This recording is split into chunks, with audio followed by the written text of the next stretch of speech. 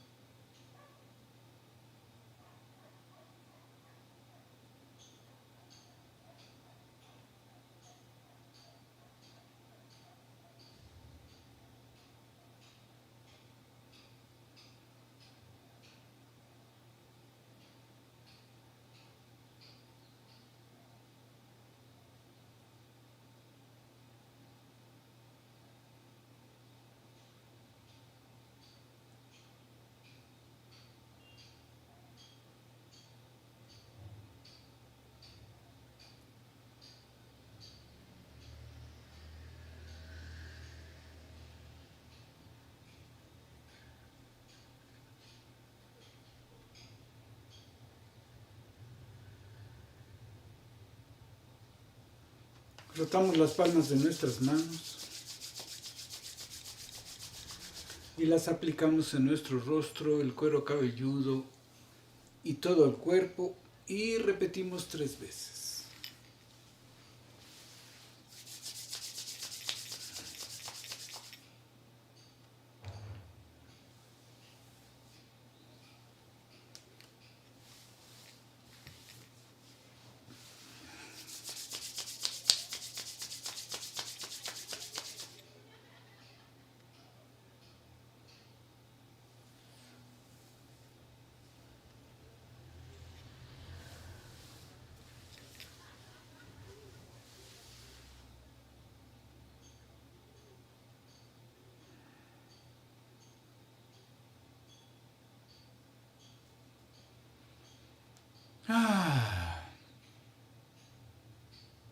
¿Cómo están? ¿Qué sintieron cantándole a Radha y Krishna? ¿Y qué reflexionaron? ¿Hasta dónde pueden aplicar su amor incondicional? ¿Y qué tienen que practicar para lograrlo?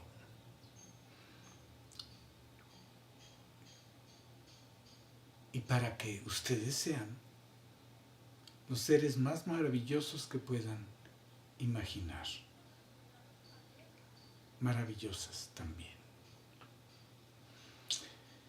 Bueno, entonces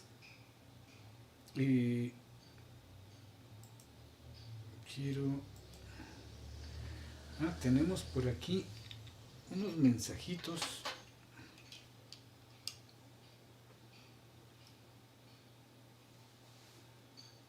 Maricandi nos saluda desde León, Guanajuato. Muy buen día, Maricandi.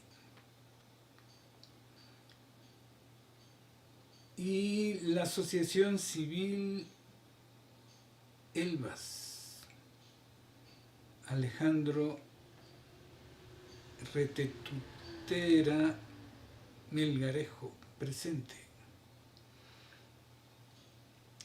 Muchos saludos. Que tengan un magnífico día, bellos días y deliciosas noches. Y nos vemos el próximo jueves a las 18 horas para continuar con estas meditaciones.